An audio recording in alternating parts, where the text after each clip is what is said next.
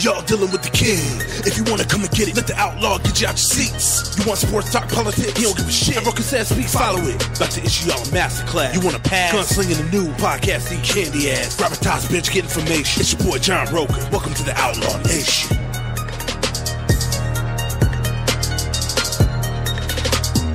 All right, welcome everybody to this week's edition of the Outlaw Nation podcast. Thanks so much for tuning in this week. You guys have been great every week, kind of leaving me messages, sending me your DMs, asking me to give you guys shout outs, stuff like that. I can't always do that because then I'll have to do it the whole time and that just gets annoying. So no offense to anybody, but I do get your DMs. I do get your messages. I'm 100% on board with the stuff you guys are saying. Thanks so much. And thanks everybody for the well wishes about coming on a Collider. I really appreciate that very much. We'll see what happens. We'll see if I don't get fired in the first couple of weeks. I'm going to do my best. But a little bit of Rocha goes a long way, so I don't know if these people can handle a lot of Rocha, so we'll see what happens. Anyway, we're coming to you live from the SK Plus podcast channel, and of course, great shows there. After Schmodown Rundown, The Wangers Show, Don't Be a Beardo, and of course, the Top 10 Show as well. It's great stuff. Please leave them messages, leave them ratings on iTunes, do all those kinds of jazz and all that, and support the show. It's their shows. It's really important. Support the channel. It's so important as well. All right, so this week, I wanted to bring on a very special guest. And there have been people who've been tweeting about this at me. They've been like, you got to bring on David Griffin. The Premier League has started. You both are massive fans of soccer and different teams, no less. So I thought this is the perfect week to bring on David because we're a couple of weeks into the season. The transfer window is about to close. And yes, so right off the bat, if you don't enjoy soccer, screw you, or English Premier League soccer. No, I'm just joking. But this football, is real football. Yeah. Not that handball. Not that handball stuff. And as the Latinos call it, football. So, we're going to discuss this for a little bit, but we're also going to get into Dave's life and Dave's career and, all this kind of stuff. So it's basically a sit down with David Griffin. So thanks so much for coming on the show. Yeah, Dave. Thanks for having me on again. This is great. Yeah. Last time we were talking Alien. We did. Now we're talking some English Premier League. This is great. Yeah. And I feel bad because last time it was 20 minutes of the show and so I want to have you on for the whole time. So great. Let's just have a conversation, man. Yeah. So from the beginning, let's start with this. How in the hell did you choose Chelsea as the team for you to cheer for in the Premier League? When I first got into watching European football, people, I'll say football. Let's say football the whole time. Sure. Just because we're doing a football podcast. Of course. It was FIFA. It was FIFA 2012. EA Sports. Shout out. And I was like, I haven't played FIFA since I was a little kid. Right. So I got a FIFA game. I put it in. I said, well, what team do I want to choose? Looking at all the MLS teams, and they had 2 stars, 3 stars. They looked horrible. Yeah. And I said, okay, well, let me go and looked at the English league. Mm-hmm. I saw this logo come up for Chelsea. Nice. And I was like, blue's my favorite color, so I mean, that sounds silly to say, but it was one of those kind of things, and I played him. And I noticed I had this striker named Fernando Torres. I'm like, who's this Torres guy? Oh, yeah. He's fast. That's right. So then I looked for him. I said, well, where can I even watch British Premier League? And then I think when I started watching them, sorry if I get this wrong, I believe it was the semifinals, 2012 of the Champions League. Wow. They were down to 10 men against Barcelona. Uh-huh. That was the first Chelsea match I ever saw, and they won. Yes. That's when they had Drogba, all those guys, and they went on to win it, against, I believe, Bayern Munich. Bayern Munich. 1-0. Yeah, Czech had a big save in that game, and after that I was hooked. And then I just started watching more and more, and I started learning more about Bundesliga and Serie A and Liga 1, and just learning about all the different leagues. Still haven't gotten to MLS. I try. I'll try to watch some Portland Timbers and some Real Salt Lake, but I'm like, oh my goodness! I mean, no offense to the MLS. It's just offense the to best the MLS. teams are in Europe. The best teams are in Europe. Of course, and in South, and a couple in South America, but not really. Europe is the continent. Mm-hmm. Europe is the continent where France, Germany, of course, England, even some of the teams in Russia. Mm-hmm. Those kinds of teams that play there, and of course in Portugal and Spain. Of course, there's some great teams there as well, in Italy as well. So there's a lot across the continent of Europe. So that's a very good point. So it's 2012. So it's a recent thing for you. Yeah, I'm still new. I'm still learning. So do you know much about Robert Abramovich, who owns Chelsea? Do you know much about him coming in? Oh, yeah, I learned about when he brought all this new money into Chelsea. Chelsea was never a top-tier team until Abramovich took over and started throwing this money. But that's what happens to all the teams. Yeah. I think even Everton has new money this year. I believe they've spent about $140 million in the transfer window so far. Yeah, Everton spent some money. There was a time back in the 90s when Chelsea was a little more had shots. They had won a couple of trophies. I remember seeing them. I forget who the coach was. It was a diminutive guy with bald hair. It was bald because I was studying in England in '98 when they won this match that won a cup, and I didn't at the time understand what cup it was. But yeah, I think they did. It wasn't Champions League, but I know that. And you're right. Abramovich is the one that really put Chelsea consistently back to the top with all the spending of money, bringing in these amazing managers, Mourinho, all these incredible guys that have come through. And now all the big teams have that. Man City, all this, especially oil money. Yes. All these Middle Eastern, big oil-rich guys come in, and they're just, we see it with Neymar buy. Yeah. Just broke records, makes Pogba deals look weak. You know? It's right. like $220-something million. It's crazy all the money that's in there. So I was fascinated by that, but I also realized that Chelsea has a stigma with them because of where they're located. Right. Not only are they rich, but they're located near the King's Road, I believe, in the northwest part of London, I believe, which is a very ritzy area. It's like Fifth Avenue, right? Something like that in New York or a nice part of Chicago. So it's a real ritzy. Everybody's like, oh, you like Chelsea? You like Chelsea? I mean, maybe I should have picked Leicester before they won, right. Or Queens Park Rangers or something like that. Aston Villa, QPR. I think Prince William. I think he likes Aston Villa. Does he? I think he likes one of those smaller end teams. Right. So there's a nobility in that. There's a nobility, but I can't help it. I love Chelsea, man, and I'm glad we're talking this week because when we get maybe further in the podcast, I did watch your boys play. Oh, yeah? Yeah, I watched 3 matches this week. I watched the Leicester Man United. I watched your match, Liverpool against Arsenal, and I watched, of course, Chelsea Everton. That's the thing. I get up early now. Yeah, I was up at 5:30 in the morning. Yeah. Chelsea Everton. For those of us that are massive fans of it, we get up early on Saturdays to watch. Like I go to bed, I've now kind of accustomed myself because I live on the West Coast to go to bed early because the games are now available in mass. Way more than they ever used to be. everything. Yeah, NBC Sports Network. to carry everything. Yeah, and Fox Sports carries the other smaller cups up, and beIN Sports as well. Yeah. So I mean, it's ironic that here in America you can see all the games you want to see, more so than if you lived in Britain. And a lot of people from Britain tweet at me or DM me and tell me that you guys get more access to soccer than we do, which is so insane since we're where you're watching the soccer from. Yeah. And so it's so interesting that that's the situation. So was there a game or a moment that really solidified Chelsea? Because for most sports people, they have that one moment that's like, nope, this is my team for life. It probably was that first match. The first 2 that down 10 men against Barcelona and winning that and then winning the Champions League. I was like, man, I really like this team. And then watching them year after year. No, I didn't get really addicted probably till a couple years later. Then I watched every match. I'm up every Saturday now watching every single match. I just love the team. I love the style. I like Mourinho when he was there. I become defensive of our players and our coaches. So even Mourinho, the whole he just parks the bus. He just parks the bus. I'm like, so it works, huh? It wins. Like if it's so easy, how come no one else does it? I would just argue for Mourinho because he's won a lot of titles for us. Yeah, sure. But Abramovich be firing, man. It's like ABC always be canceling. Yeah, Abramovich always be firing, man. It's true. Yeah. You don't play. I hope that Conte gets a fair shot because he did a great job last year. He did. And this year, our team doesn't look that strong because Hazard's still injured, but he's such a good coach that we've had 2 good wins back to back. We beat Everton and we beat Tottenham the week before. Right. After kind of a rough start. Tottenham's is an up-and-coming team every year. Man, they come Harry close. Kane, Every year Alli, they come close. That team is strong. Right, They can't keep those guys forever. No, and this is part of being an addict to the league is that you have to be aware of the other teams and the other great players on the other teams because they're when you're watching the games, that's where the frustration lies. Is why aren't you covering this guy? How'd you let him sneak by you?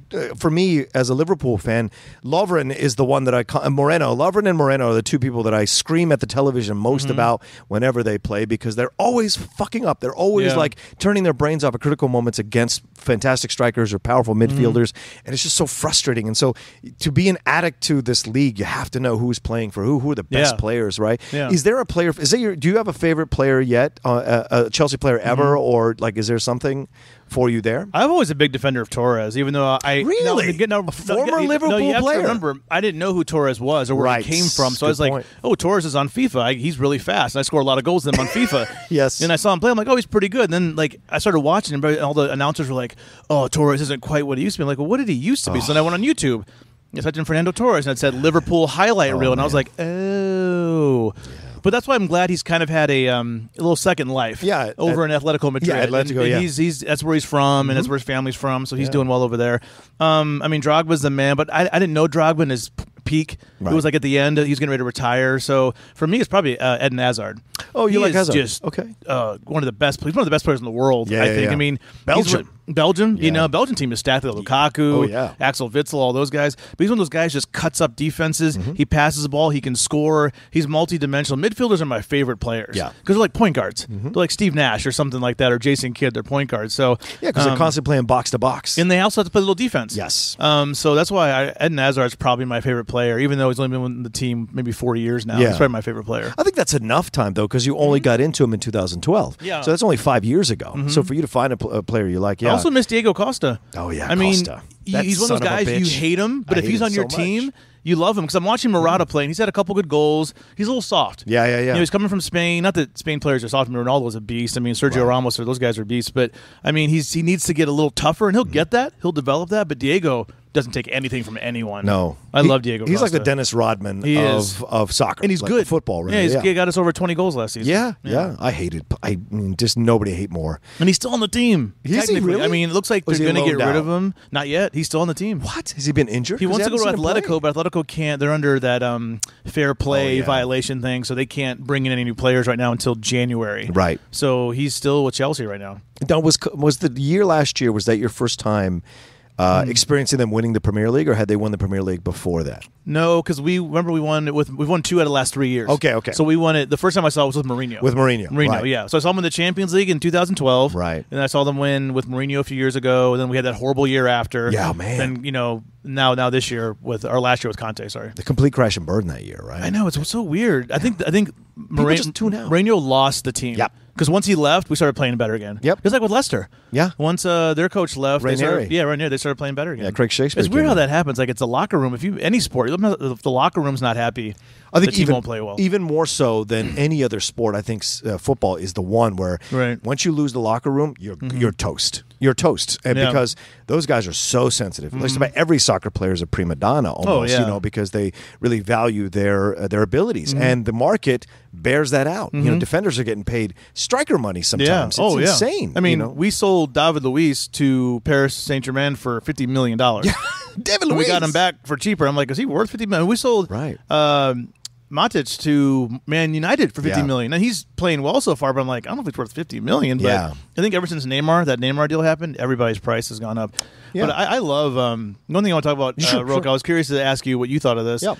One thing that got me the most when I started watching the Premier League and just any league, La Liga, Bundesliga, just the fans. Oh, yeah. You go to you're watching some Brighton Hove Albion match, and it's just like they sing. There's no in America, the hype man has to hype the crowd up. Yep. It's except for college football. College football might be the one place. That's you go to a Florida State game, comparable, but it's let's make some noise. Boo, boo, boo, boo. I'm making all those noise makers and defense.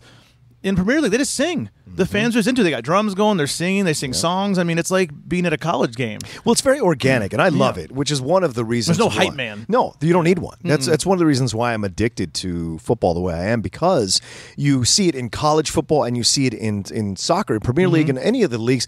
The fans know organically when to sing what song to either motivate their team, to make fun of their team, or to praise a player. Some of the greatest things, like when I started becoming an ad, because I started watching Liverpool back in the 90s. Oh, wow. I've been doing it a long time, but coming out to LA, because it's such a diverse culture, so many different cultures, and so many places that you can go and watch these games with fellow fans who are all decked out in the gear. It's one of the greatest experiences. I go to Ye Old King's Head every once in a while and watch Liverpool games there, or I'll go to Joxer's Daily and watch Liverpool games there when I have the time. And one of the things that I love is that we sing with the crowd. Yeah. And while you're sitting in a bar, having your Guinness and having your whatever you're going to eat for that day while you're watching the game, you're singing with the crowd. And there's that feeling of, I don't know, what do you call it, but you belong somewhere. Like the feeling of community. Yeah, and college football is absolutely comparable, which is why I'm such an addict to college football as well. Because Florida State, we have where we do our chop and we do our chanting. And I'm a Florida State fan, having never been to Florida State. Wow. Oh, wow, how interesting. That's another story. I mean, I started watching them just like Chelsea in a very critical moment. 93 with Warwick Dunn and Charlie Ward doing the option together. I was like, I like this team. And I'm a Florida State fan. I've been a Florida State fan since the early 90s. Wow. I was a kid, Right on, man. Yeah, I love Florida State. I love that. But so to your question, that's what keeps me coming and keeps me and I look up the websites that have the songs. So when Suarez was there, who is probably in my top 2 or 3 favorite players ever to wear a Liverpool jersey. I love that they use that song, the Suarez song that they did, because they'll co-op pop songs and they'll write separate lyrics for them. You know what I'm saying? And they did that with Suarez. It was I can't remember who sang the song, but I know there was like Luis Suarez, and it was like just to be caught up in that was awesome, And you're right. Do you learn the songs yourselves for Chelsea? That's one thing. I've looked them up, but I'm always watching. I'm usually watching the match by myself. So I typically, or maybe like my friend Michael Medina might come over. He's an Arsenal fan, but typically it's just me. So I'm not singing and don't wake up my roommates. When I'm up at like 5 a.m. watching Chelsea. So I get up and do like a loud or a quiet, fist bump, in the air when someone scores. It's exciting. Yeah. Oh, I love how quick it is too. Yeah. 45 minutes each half, no commercials. Right. And this is what I tell people. People are like, there's only like 2 or 3 goals in soccer. Yeah, it's like sex. You're waiting. It's all foreplay till the goal. Yeah. Till you come. It's all foreplay till you come. That's why I love football, because it is like sex, and I enjoy sex, and I enjoy like when it's done really well. It's a beautiful game. That's right. Yeah, the beautiful game. It's a beautiful act. I love the announcers where they're like controversies and like spectacular. All the dramatic British talk is great. Exactly. And you hear like the La Liga guys. If you click over to sometimes I'll go to like Univision or something, Univision, and listen to those guys just to hear them speak. The Spanish stuff is awesome. Crazy. Yeah, they're very passionate. And you get guys like Ray Hudson, who's absolutely nuts when he calls a game. He's like I call him the Dick Vitale of European football. He's absolutely or the Don Cherry of the NHL. He's the same kind of. He always has like all these like. Similes that he uses over and over again. He's funny. That's one of the reasons I miss Andy Gray. Andy Gray was a great color commentator too, till he made those inappropriate comments. Of course, rightfully fired. Of course. When was this? Did I miss that? This is back in just about the late 2010, something like that. Yeah, he was great. Like if you ever watch the replay or the highlight of Steven Gerrard scoring that goal against Olympique Marseille in the Champions League, the year we won the Champions League, we needed to score 3 goals, and Steven scores the 3rd goal almost near the end of the game because of goal difference, which got us into the next round, and then eventually we won the thing against AC Milan. But like when he scores that thing, Andy Gray loses his fucking mind, and it's one of the greatest calls ever. He's like, what a hit, son! What a hit! What a beauty! And it's all of that. And so when the announcers get into it, there's nothing in the NFL, nothing in college football, nothing in anything, not in baseball, nothing that matches the joy that the announcers have in football, in soccer rather. The announcers when an incredible goal is scored, they just lose themselves in the wonder and astonishment of the achievement of the goal. Like if it's a beautiful goal, It's and two, what I love also is just like you're saying about the Champions, is just the tournaments that exist within.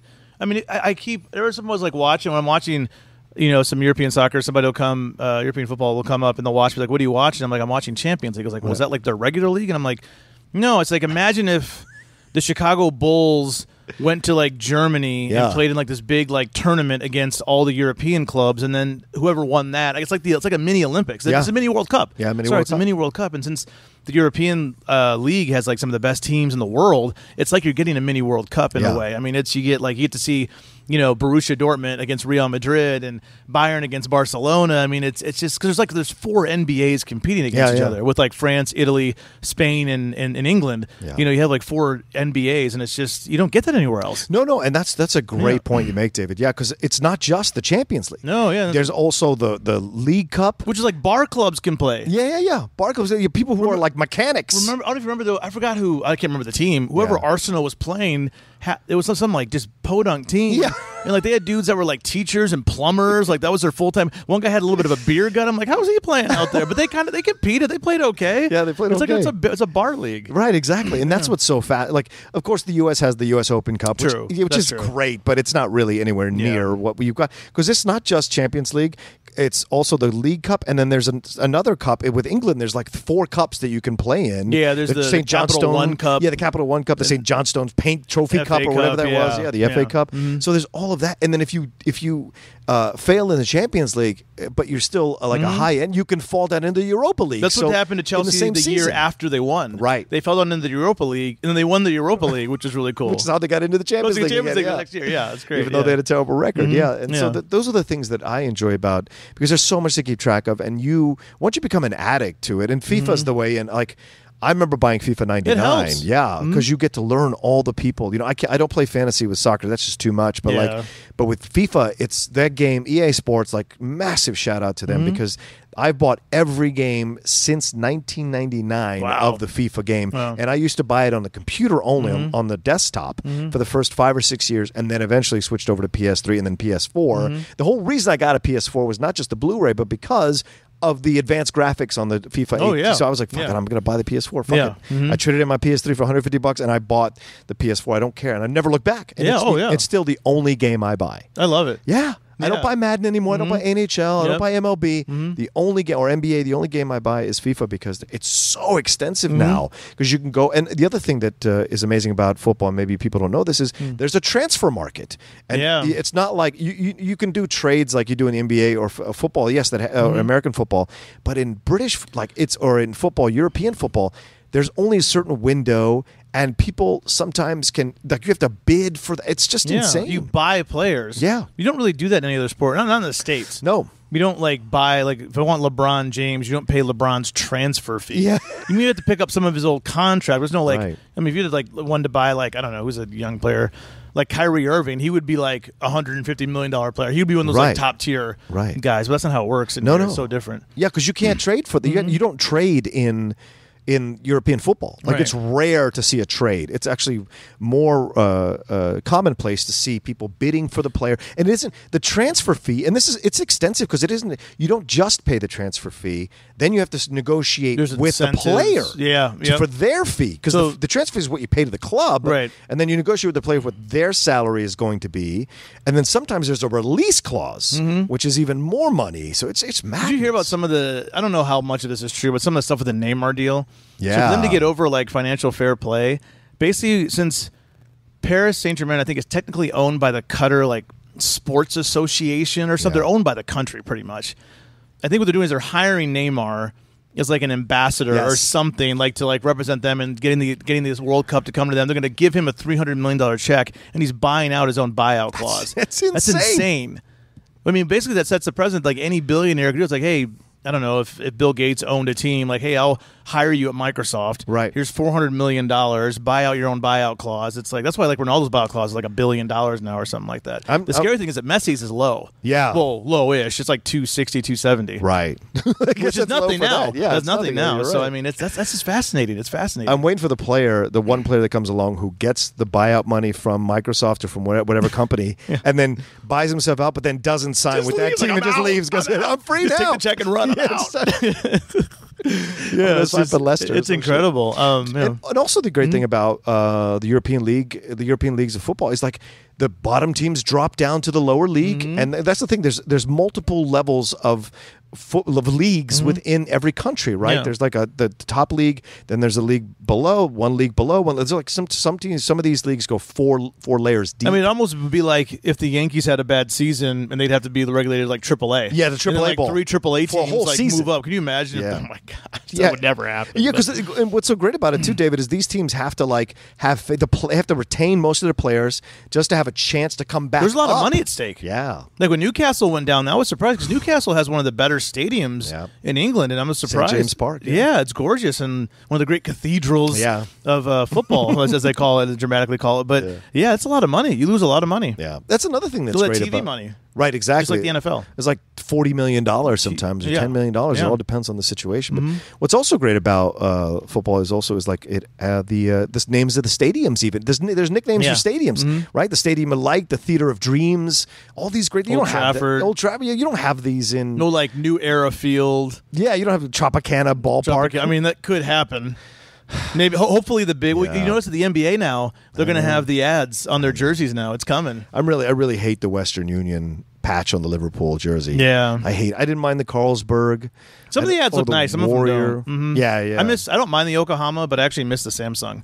Oh yeah, I actually like the Samsung logo on Chelsea. I like that one. Oh yes. Okay, so let's move into this. What about John Terry? What's your feelings on John Terry? He's a son of a bitch. Well, I've heard off the field he's not the nicest dude in the world. I heard he kind of gets around with the ladies, even though he's married. His players, his friends, ladies. Yeah, I've heard that he's not a great guy. But, man, again, he's like one of those guys like Costa. If he's on your team, you love him. Yeah. Because he works hard. He does. He works hard. He's a great leader.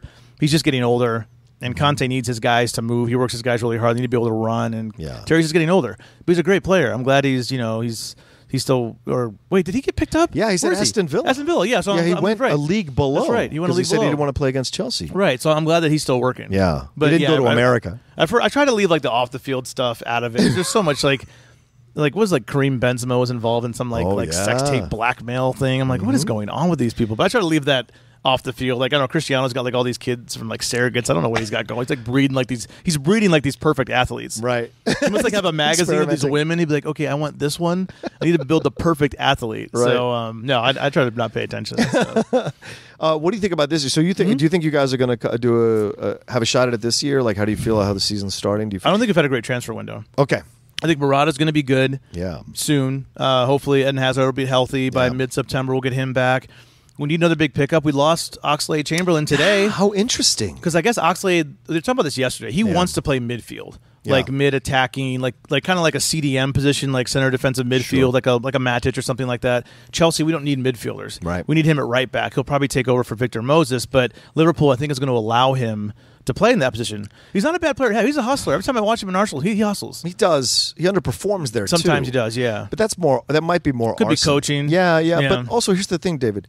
We don't need any more fucking midfielders. It drives me nuts. Yeah. What we need are strikers and what we need are defenders. We cannot win a fucking thing with Lovren and with Moreno. We just as backups. Yeah. We can't because we're just going to give away, or we're supposed to be giving away Sacco to Crystal Palace for $30 million. We rejected a $25 million bid, so we're going to lose him. And he's been fantastic for us, but because he doesn't get along with Klopp and he tries to push he has disciplinary issues with Klopp. And you see, and if we lose Coutinho, well, I heard Neymar told him not to go to Barcelona. Told Coutinho not to go? And look at how good Liverpool looks. You guys played so well without we Coutinho. Really did. Yeah, Salah has been. I don't think Coutinho's going to go this year. Maybe next year. Yeah. I don't think he's going to go this year. Well, if we get Thomas, was it Lerap or Lamap, whatever his name is, if we can sell Coutinho and get Thomas, I'm fine with it. Because if you want to go.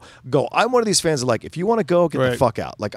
There's enough great players, and if we get enough of a return, because we only got Coutinho for $8 million. Right. $8 million. Right. So to get a $152 million return on him, that's amazing. It's huge. So, I'm just a little bit scared. I'm looking ahead to maybe January. Messi could technically, there's always rumors. He could technically sign an advanced contract in January. Yeah. Which is scary because Man City wants him. They have the money. They can afford him.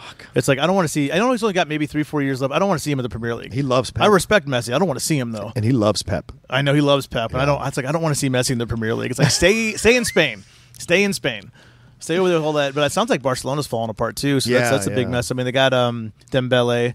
Finally. Oh, look at too. I know this is off topic a little bit. Look at American soccer. Look at Pulisic. Yeah. I'm sorry, butchering his name. He's having a great Christian season Pulisic. at Borussia Dortmund. Yep. So maybe might have a future star in our hands. Yeah, at least for the American team, and hopefully, us, and I bet he'll transfer over. Like we were looking at him on Liverpool 2 years ago when he was 16 or 17. They were looking at him, so it's certainly possible for him to come over to Premier League. I'm surprised if you guys don't go for Aubameyang or something like that, one of those kind of players.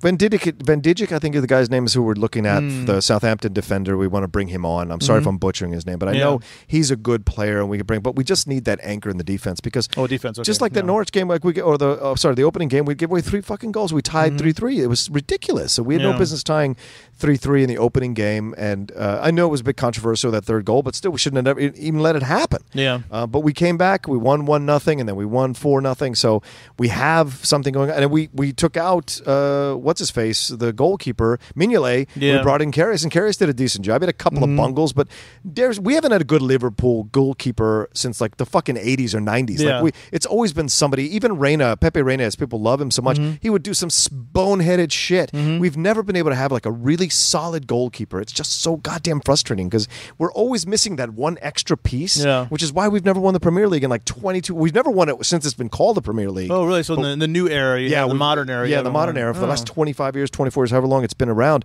we've never won it. Right. And so in that time, Manchester United has caught up to us in terms of number of titles, Premier League or league titles, and so we're behind them now. What's the thing? thing too that's fascinating about soccer in general is like there's no playoffs. No. MLS has playoffs. It's Right. Americanized, but you either win it or you don't win it. In Europe, Exactly. you got to win or you don't win. Which There's I think two is legs, fascinating. Yeah. right? In Champions League, so when you go to the final stages, it's a 2-leg stage. Right. Yeah, right. always. Yeah. But Exactly. not like if you want to win your league, Yes. we just win. You Either just you win win or straight you up. don't. You win by there's points. no playoff. There's no wild card, which is just, it's fascinating. I mean, you have 37 matches? 38. 38 matches It's to win. 20 team league, yeah. So, I mean, but like you and I, our teams both had rough starts. Yes. We've rebounded. Yeah. Won 2 in a row. Yeah. Because Man United, that's the team to beat. Yeah, because you all lost to Burnley. I know. That was Right? ugly. That was bad. But we've won 2 Yeah, good. We you beat have. Tottenham convincingly. Yes. Beat Everton, shut them out Yes, you did. convincingly. We look better. Because, I mean, Man United, they're the Yeah. team to beat. I mean, if Pogba, Lukaku, Martial, they have Zlatan coming back in January. Yeah.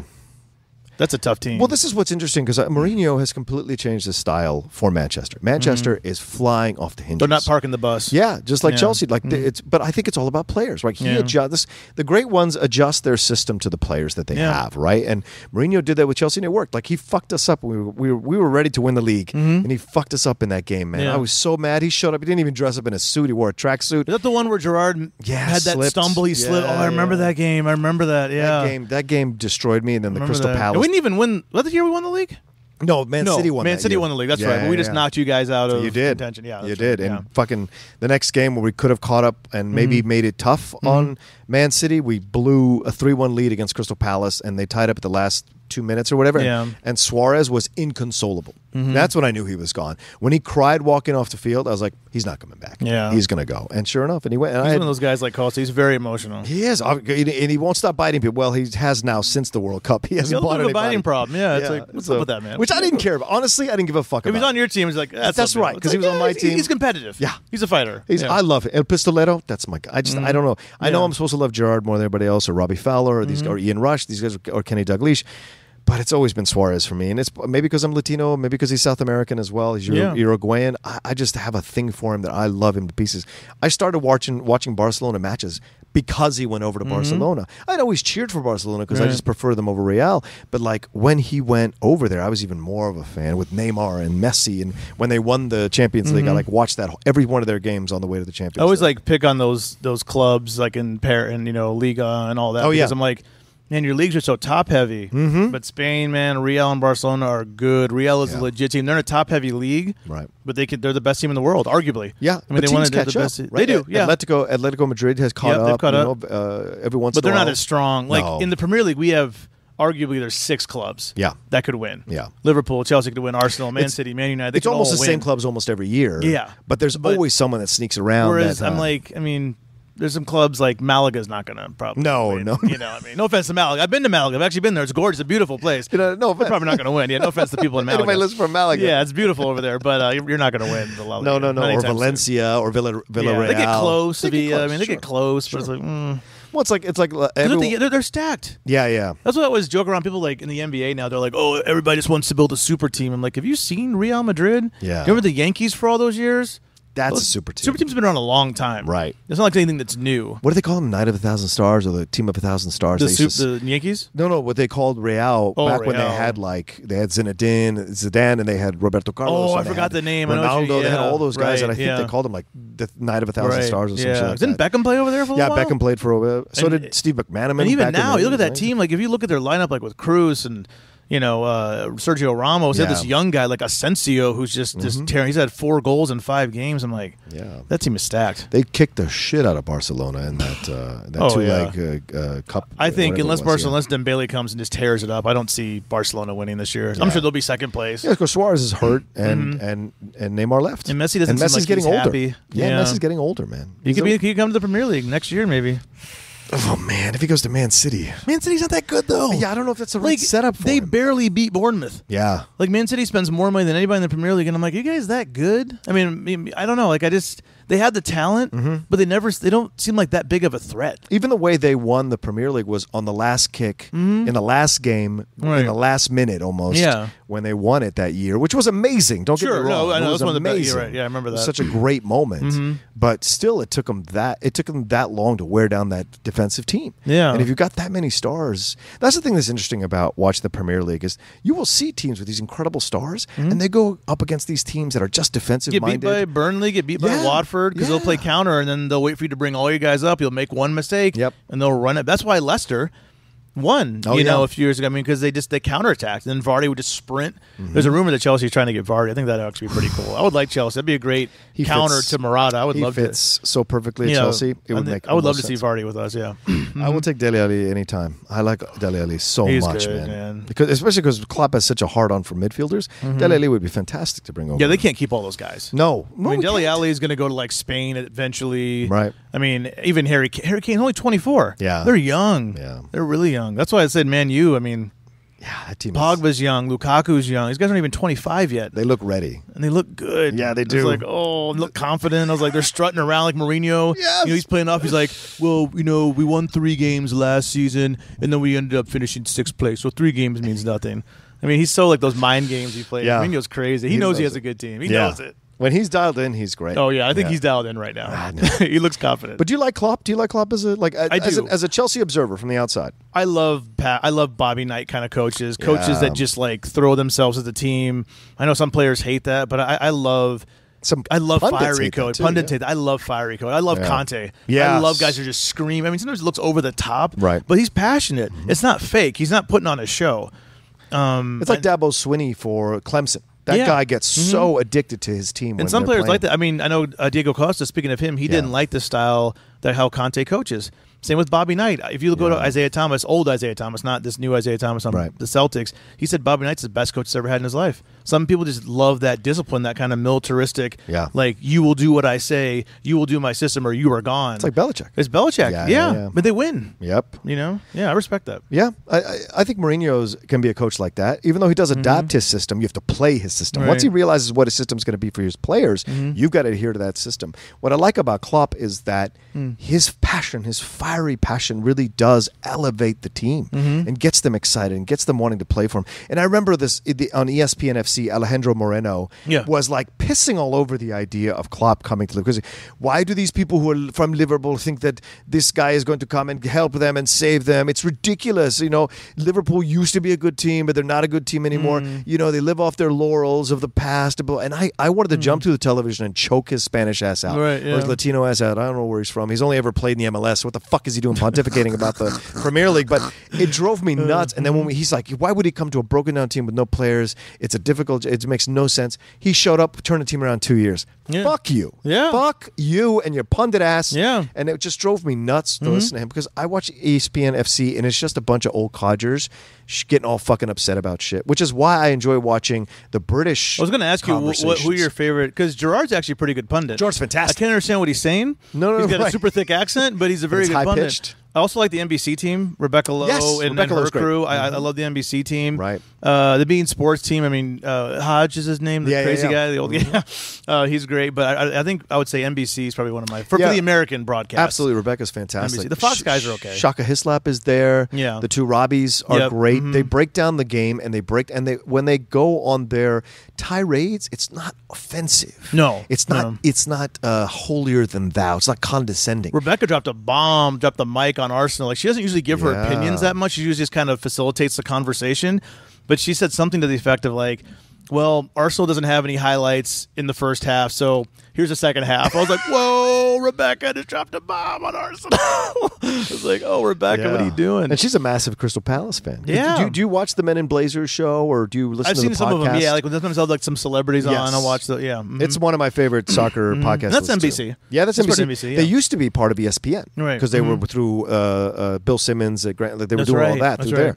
But like them at NBC just makes all kinds of sense, because they have all the Premier League. So they do their show and they do their podcast. I enjoy their podcast more than their show. I think their show is a bit too much of a cable access kind of vibe to it. Right. But the podcast is fantastic. Also listen to it. You should. Speaking of Bill Simmons, I listened to Bill Simmons' crew on The Ringer. They just started their own soccer podcast. Oh, they did? Yeah, they just started. It's only been going for like 2 or 3 weeks. Is it him? No, it's his crew though. Okay, it's like, because Bill Simmons isn't the biggest. Is it Chris Ryan? It's Chris Ryan and Brian, a bunch of passionate. Maybe Brian. There's like 4 of them. Yeah, because they all write about it. Right, yeah. And so some of them, like one's like a Man United fan, one's an Arsenal fan. So it's really cool. Yeah. I'm actually just listening to it on the way here to meet great. you. So that's a good podcast. I'm gonna too. set that up then. Yeah. Mm-hmm. All right. Well, let's go backwards. Yeah. How did you find your way into this? Like, how did you find your way into this business of talking about movies? Mm-hmm. Like, where are you from originally? I was born in Virginia Beach. Okay. Oh, you're a Virginia Didn't live there boy. long. Okay. Moved in there to Indianapolis when I was 6 months. Have you done this conversation with Don't Be a Beardo yet already? Yeah. I kind of gave my life story in the Don't Be a Beardo. Well, fuck him, man. We went deep. That podcast was like an hour we're not and a gonna half. go deep. We We're not went gonna go deep. deep. Like he was asking me about like my relationships. Like he likes to If do you want to that. hear like my deep story, go to Don't Be a Beardo. not to sell him over you there, Rocha, but yeah, we went pretty deep. Yeah, no, he's on the same channel. I don't care. Yeah. So all right. So Virginia Beach, and then what? Then you came here. When did you come to LA? 2008. Okay. So where did you I've been grow here up? for almost 9 years. Where did you grow up? Buffalo, New York. Okay, outside right. of Buffalo, That's New why York. you cheer for the Buffalo Those Bills. are the Buffalo Bills. Yeah. But there's no really colleges around us. I mean, there's colleges, University of Buffalo, and there's Syracuse, but that's why I'm an ACC fan. Okay. I love ACC teams. I'm a Duke college basketball fan. I know, it's rough. What the fuck is it with you and Blue Blood teams? That's when I started watching. So it was 92, 93. My first Duke game was the Grant Hill Leitner, the Grant Hill pass to Leitner. That was my first game. Yeah. So I saw these like, for some reason, every time I look at a sports team, it's always like when they make some great play. Yeah, I'm like, I clearly. want to watch that team. Are you a Yankees fan too? No, Okay. I'm like a adopted Dodgers fan. Right Yeah, on. I'm a Dodgers I respect fan. that. Me too. Of course, that's one of the biggest market teams too. Do I like any? Oh, hey, I'm a Bills fan. That's a blue collar team. There you go. Bills are a blue collar Respect. team. We have the longest playoff drought in the NFL. Jesus Christ, I we're know. buff. So yeah, I came out here in 2008 for grad school. Came out here for seminary. Seminary, yeah. Were you studying to be a priest? Oh yeah. And I finished. I have my master's in theology. Liam, you're over my house to watch the fight.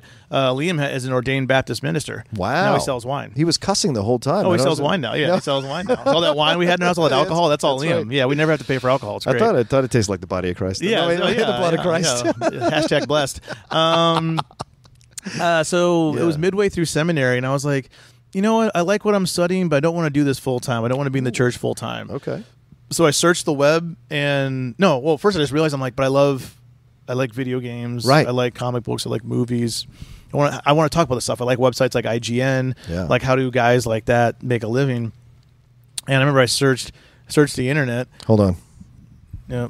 Did you search the internet? I searched the internet. What'd you find over there? What'd you find on the internet? There's some good stuff on the internet. Oh, yeah? Did you find anything really nice that you can maybe buy someone and send them a gift or Oh, something? always. Yeah, always. Yeah, you can send a couple gifts and you say, hey, man, you look what I found. And you say, hey, you ever do a Domino's pizza backwards with some jalapenos in your ears? See that? That's Christian Harloff. Christian Harloff, ladies and gentlemen. There we go. Ladies and gentlemen, a little guest appearance there. You never know what you're going to find on Outlaw Nation. He likes to be on this show. So one of the things I was searching for was Game of Thrones. I think that was when Okay. Game of Thrones was announced. It was like new series coming to HBO, Game of Thrones, based off the popular fantasy books. So I picked the book up first of all and started reading. Right. So I finished all the books that were available at that time. Oh, how I don't funny. think So you Dance just of saw a Dragons was out thing? yet. You just saw a thing. You're like, I'm going to start reading Game of Thrones. Yeah, and then fascinating. a news clip came up, and it was actually Dennis's channel, Think Hero, which is still Dennis's Twitter handle. Yeah. So Think Hero. And it was Kristen Nettlepeck who did the Geeky Awards and all that stuff. She kind of has her own little empire there. She was doing a Game of Thrones news, like a news break, being like, on Think Hero today, Game of Thrones announced on HBO. And I was like, okay. So I found Dennis on Facebook, kind of stalked him, and I wrote him a couple messages. And he's like, well, hey, like, do you write? And I said, yeah, I write. He's like, well, send me a writing sample. And I want to say X-Men First Class came out that year. This was 2011. Right. So I wrote him a 3-page review of that. He said, let's meet up. So I went to his condo in Hollywood. And Is Dennis's condo? yeah, Dennis has a condo. Yeah. What? And Dennis is doing all right. That son of a bitch. That's why he's the big boss. That's why Okay. he get paid that big bucks. I never get invited Papa to his Dennis condo. is doing okay. It's nice, Okay, real all nice. right. So I won't say a word. I was gonna say a word. I was not gonna say a Silent word. assassin. Verbal silent assassin. Yeah, and so I met him there, and I just took off from there. And the first night I was at Dennis's house, Yeah. Roth was there. Oh, Roth Cornett. Yes. But this is before IGN. This is before Screen Junkies. Before Right. HitFix. She was just, I think, working for Screen Rant. Mm-hmm. And then she got me my job at Screen Rant writing, and nice. then it kind of just took off from there, man. Oh, Yeah, it took off. okay. I've kind of been following Dennis. I did some stuff with AMC. Right. And then I was actually hired for AMC for a month, and they closed it down. I was working with Alicia Malone. We were going to do AMC Independent together. AMC, and then wow. boom, canceling. She's great now. No, she's doing great. She has her Yeah. own book. That's the thing. Like, I was very fortunate. I assume, like you, Rocha, to meet the right people at the right time. Oh, the yeah. first people I met were Dennis and Roth Cornett were there, and this was me coming. I came out here to be a pastor. Yeah. I was not coming out here to like get into the entertainment industry in any way. So I mean, I was very fortunate to meet the right people. I think this is your gimmick. What? You could be a geek pastor. That's your gimmick. I know. That'd be your whole YouTube channel. I can't do. I've seen my roommate do the church thing. It's not pretty.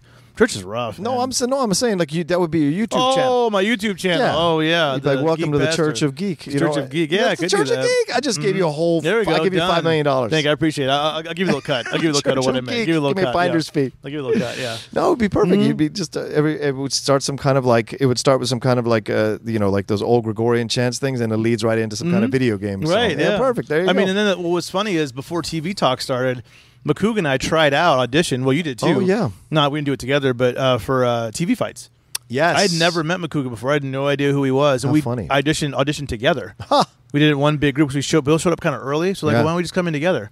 No, of course we didn't get it. Roxy Right. Stryer, who's Right, a fan Roxy. of, we're I all auditioned fans. for this too, though. Yeah, no, yeah. To I be the remember you host. did. Yeah, no, you did too. I Yeah. remember that. Roxy Stryer got it, and Yeah. then we started doing the after shows. Yes. Remember? Yes, we did. The after show started. That's where we met. And right, exactly. we met there. And then after that, about 8 months later, and TV Talk started. Yeah. Yeah. So you've been enjoying that. Oh, I love you it. get a lot of stuff. Yeah, with we're TV doing Talk. daily now, so I'm on it 2 to 3 times a week. Yeah.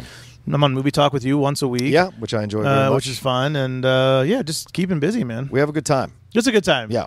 That's what we try to have Rejoices. fun. I mean, I feel like when you do like I love Movie Talk. I'm not talking Don't get bad me about wrong. Movie Talk. We do like the Monday through Wednesday shows a little bit more serious, a little bit more Yeah. like intense, But I feel like when we do the Friday shows, we get to like let loose a little bit. Well, Well, TV there's- Talk, we let loose. They're starting to bring me on more on the midday thing, Oh, and that's I a big bring the deal, yeah. Friday vibe Oh, good. to a That's good. Wednesday That's good. show. That's Yeah, good. I know, which is unsettles them a little bit. They're Perry- like easy. yeah, Perry gets a little unsettled. There's She's like this is like CNN. Here. We gotta. I know This that's is what they serious tell- stuff here. Yeah.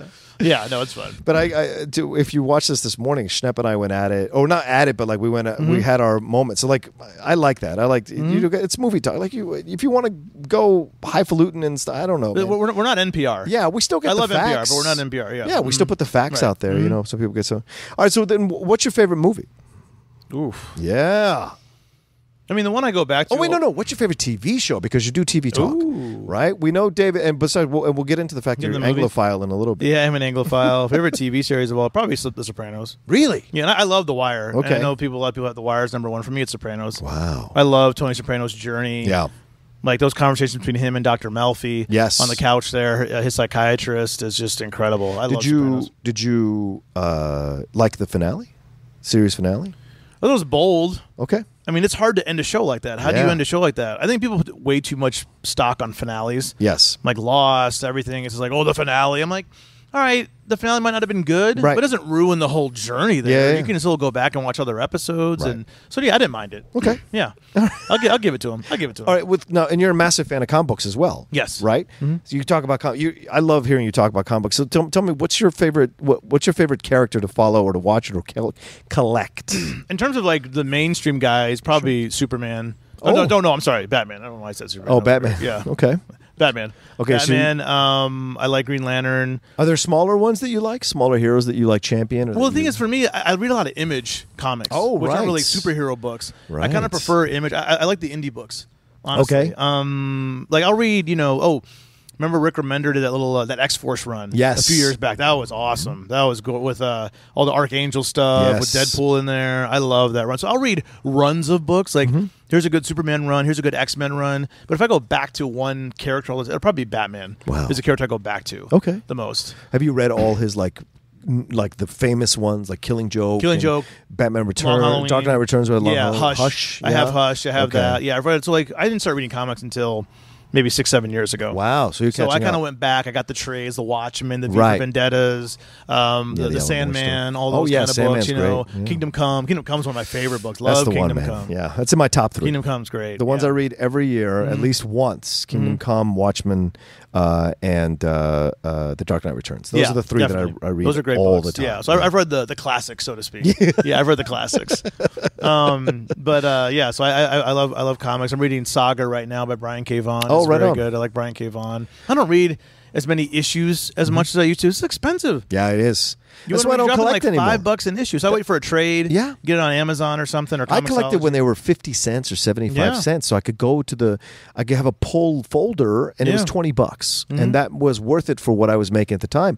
Now it's like almost $100 if you want to get all the titles you want. It's too much. All for the Marvel me. books, $5 an issue. I'm like, I'm not paying that. Yeah, because then after you're done reading it, 10 minutes of reading, and then you're like, oh, what do I do with this now? Yeah. Oh, put it in the case, save it just in case somebody's going to want it 20 years. Well, from Snip doesn't have. He has a theory. That at some point Marvel and DC will announce that they're going to stop doing issues. Oh, and it's all going to be digital. Digital, not just digital, but that they'll do just collected books. Oh, so they'll just release complete stories, which I'd be fine with. I'm like, here's a complete cool soft cover or hardcover book. Like, that's fine with me. Yeah. I think I would like that better, actually. I'm a big fan of that. It's just one of my favorite things to do at Comic-Con is on Sundays. Yeah, the half off. Everything's like half everything's off. half off or $5. Right. You know, if you wait long enough, it goes down to $5. Then that's where I make my killing. I've spent $30 and get like 6 awesome books that are carrying me over for a little while, which I enjoy. That's the way to do it. Yeah. That's the way to do it. I'm always looking for Moon Knight stuff, Hellblazer stuff, like some of the other stuff that's out of the mainstream, you know, because I enjoy supporting the smaller characters that appeal to me, you know. There's so many good books. Like, if you look at Comixology on a weekly basis, like 150 books coming out. Oh, yeah. There's so many. It's madness. Yeah, I mean, Image always has a new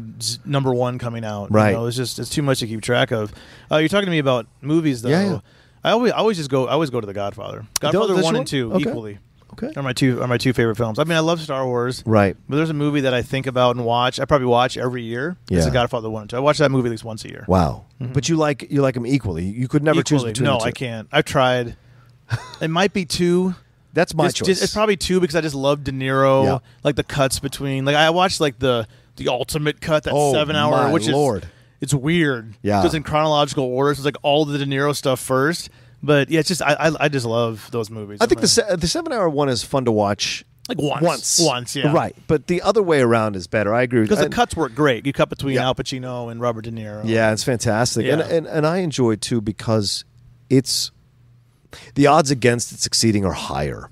This whole idea that you're coming back from The Godfather, which a lot of people consider the best film ever made, of course, you know, so people could make arguments for it, and then you're gonna improve on one of the best films ever made, and you're gonna go create 2 separate storylines that play, and then cut them to fit what's happening and mirroring each other, and it was just fascinating. What is it? And then you're gonna throw in like stuff from Murder Incorporated, actual real history, by having the Lee Strasberg character, what was Hyman Roth, have him come in and do it. Like, it's just.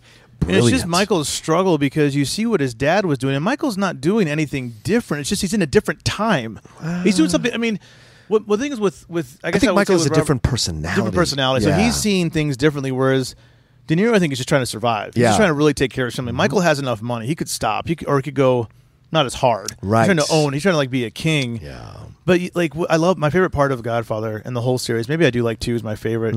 Is when Michael is at the lake house on Tahoe, and it's wintertime. He comes home, no one's around. The kids aren't around. The convertible, the little go-kart he bought for his son is like covered up in snow.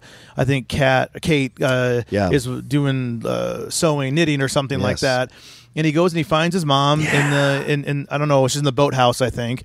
It's all dark. It's like super dark. It's a black scene. You can barely see anybody's face. And he sits down and he's saying like, okay, Dad was trying to be strong for me. He's trying to be strong for the family, for us. Like, did he ever lose his family? His mom says something in Italian, and I don't think she gets what he's saying. He's like, no.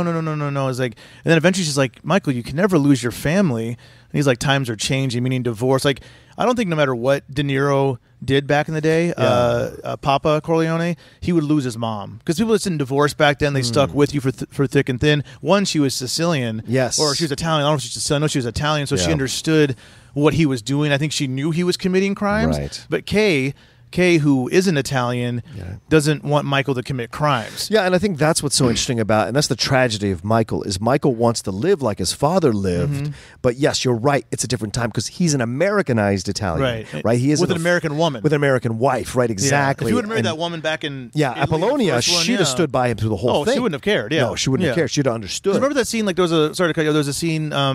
At like the dinner table, it was like a flashback at the end of 2 to I think I always call her Adrian. Apollonia. Yeah, no, Adrian from Rocky. Oh, Talia Shire. Talia Shire brings Connie. brings her husband, who's a jerk. Well, not her husband at the time, but her boyfriend. Right. And say, hey, this is Carl. I think his name was Carl or something like that.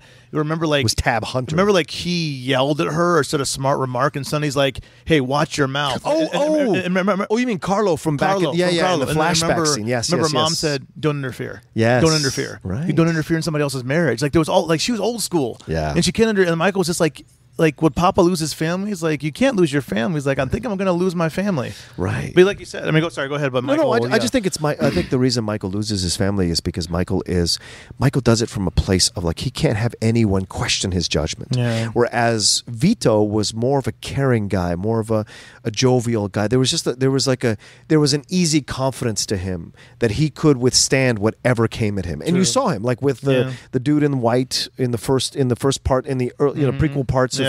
Like he deals with this guy and brings him less money, even though he got the money from Tessio and from Clemenza. One guy said, "You got some balls on you, boy." He says that and the reason, and that's because he has this confidence, but he has this nobility to him. Even when he gets fired by his friend's father because that mafia guy wants tried to give him food, and he wouldn't take it. He wouldn't take it. There's a pride there. There's a nobility to him that Michael wouldn't have had. Michael would have found a way to burn that guy the mafia guy to the ground. And whereas Vito does it in a way that is to save everyone. Yeah. Michael is doing it in a way to control everyone, and that's the difference. Yeah, that's what I never thought of it like that. Yeah. And I think even that, if I remember correctly, that day when he gets fired, I think he brings his wife home a pear. Yes. And she's so happy. She's like, oh, a pear. And I think Clemenza yells. That's when he yells out, like, hey, can you hold these guns for me? And that just takes off from there. The great Bruno Kirby. Yeah, it was great because De Niro doesn't speak Italian. He did his best he could with the Italian. And it was just, I love that story. Yeah, it's just different. It's just different, and that's also a story about like how just because this person is your father doesn't mean you're going to end up like he adopted this sort of a desire to be in charge, but like Sonny is different, Connie's different, Fredo, Michael is Fredo. All four of his kids are fucked up. I mean, Michael's the strongest of the family in terms of holding it because there was that one scene in the first one, of course, where Vito's in the hospital. Yeah. This is the last time.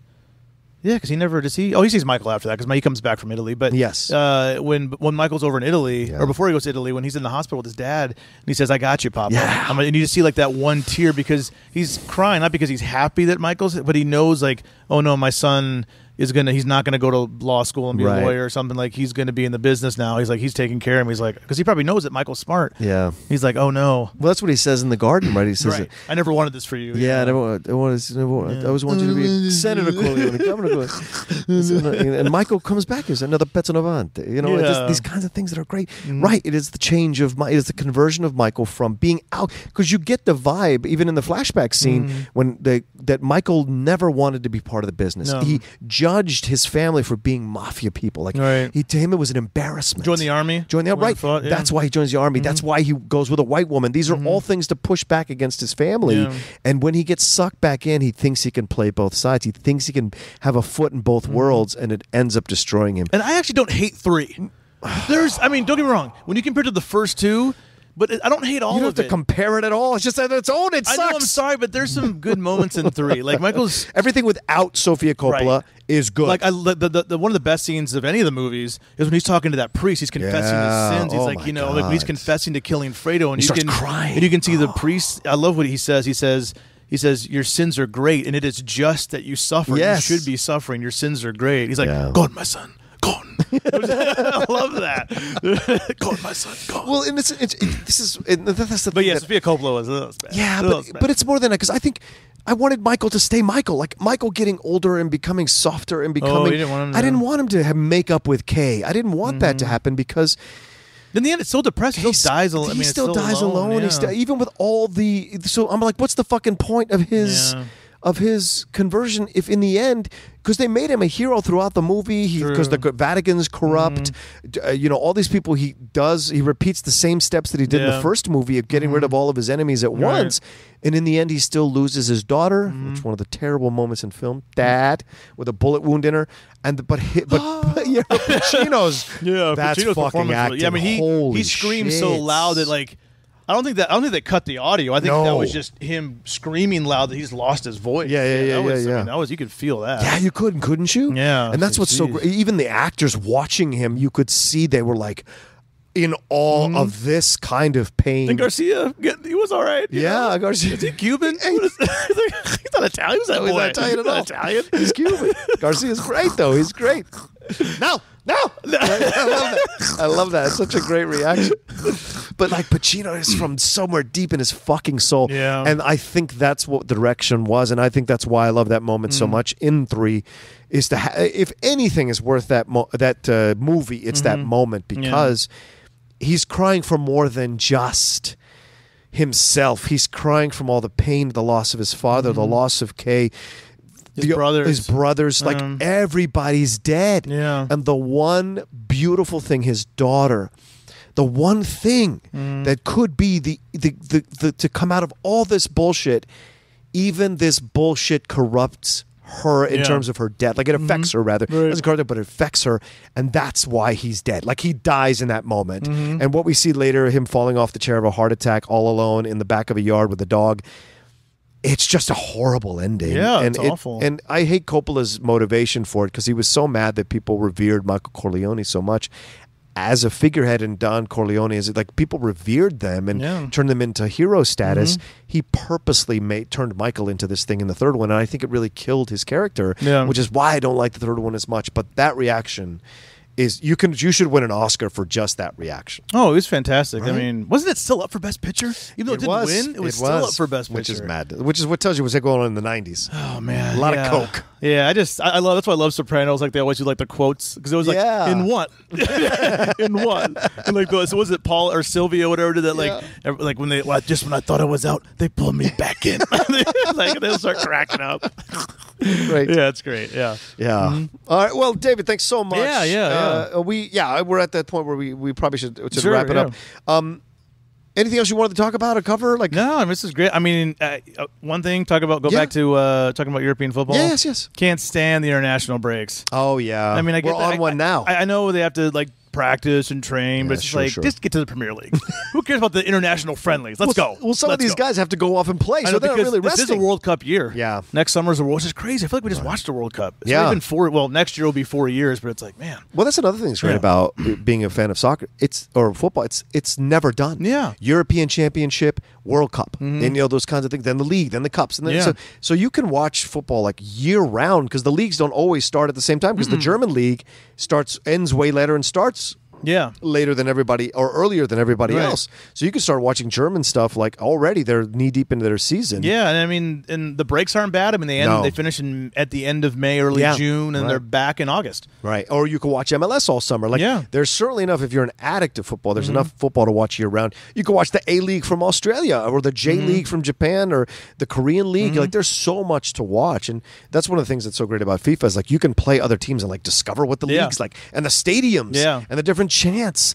PS4. We'll have to look online, and if it's not too early, like a 5 a.m. match, if Chelsea-Liverpool will have to get together. We will have to absolutely get together. Maybe we should fucking record like a live stream of us watching the game and bitching. Man, I love watching. your player Sane. Oh my god, that guy is fast. Yeah, he's good. You mean Mohamed Salah? You mean the midfielder? No, Salah is what used to be. No, Sane. Is it Sane? Who's Sane? He's the one with the Sanglanese guy. He has the blonde stripe. He's the one who scored. He's sprinted down the field and scored that one nice little chip shot. Yes. Yeah, no, Salah's great too. We used to have Mohamed Salah. Yeah, you did. We had him, and then we sold him to Sadio Mane. I'm Mane. I'm sorry. I keep saying Sane. Sorry, Mane. That's why I was like, what the fuck are you talking about? These names. Yeah, Mane. Yeah, Sadio Mane is fantastic. Salah's been a great pickup. Emre Can has been playing a lot better over the last couple of years. Lallana's hurt, but he's coming back soon. Even Henderson is contributing now, which I fucking hate Henderson, but he's coming back and he's playing well. So we'll see. We'll see. I mean, it's early. As long as we get in the Champions League again next year, that's all I care about. Just like Jose Mourinho says, it's early. It's been 3 games. It's only been 3 games. We won 3 games in a row last year. We finished in 6th. It's meaningless. It means nothing. It means nothing. But of course, he knows he's going to win the whole thing. Of course he does. He knows. He knows he's going to win. He's like, what's the probability? This is not going to win. Albion will not come close. He's like, Chelsea, if I was going to pick, Chelsea probably win the league again. Chelsea probably. I would be happy just to get second. Yeah. He'll concede it already. He'll be like, you know what? I concede to Man City already. If we avoid the relegation, I'd be happy. What are you talking about? Yeah, it's perfect. Anyway, all right, thanks so much, David, for coming thanks on for the having me, Outlaw John. This is my great. pleasure. Yeah. Mm-hmm. My pleasure. All right, guys, thanks so much for listening. Please, as always, like I said, please subscribe to the SK Plus podcast channel. Leave comments for the After Schmodown Rundown, After Schmo Show, Wanger Show, Top 10 Show, my show, Outlaw Nation, and the channel itself. Just give a lot of love. And, of course, the Schmoes know. Thanks so much to Christian and Mark for letting me have this podcast every week on their network. And stay tuned. There'll be more guests coming down the road. You know, I'm not just because I'm at Collider full time doesn't mean I don't have the energy to record a podcast every week. I'm exhausted all the fucking time, but now in ways that I never understood doing this job. Because in addition to all these other podcasts I'm doing, I'm getting wrecked. But I'm still going to be dedicated to giving you guys great fucking podcasts, great episodes every week. So thanks so much for listening, and we will talk to you all. Oh, follow David at... on Instagram and Twitter at GriffinDE. Don't forget, of course, watch Collider TV Talk daily. Yes. Next week it's changing, folks. We're 11 a.m. Pacific Standard Time. Now we're going to 9 a.m. Pacific Standard Time starting next week. Yeah. Monday through Friday. That's right. Yeah, because we got to get on top of the stuff. We're going to get on top of stuff. A lot of TV coming out in the fall. A lot of TV. A lot of TV. That's right. I can't wait till you guys talk about this. There's so much great stuff coming back. I can't and wait. stuff that's not so great. Oh, right. Arrow. No, I'm joking. What? I'm joking. Wait, no. I'm joking. All right. Thanks so much, everybody. We'll talk to you all next week on the Outlaw Nation podcast.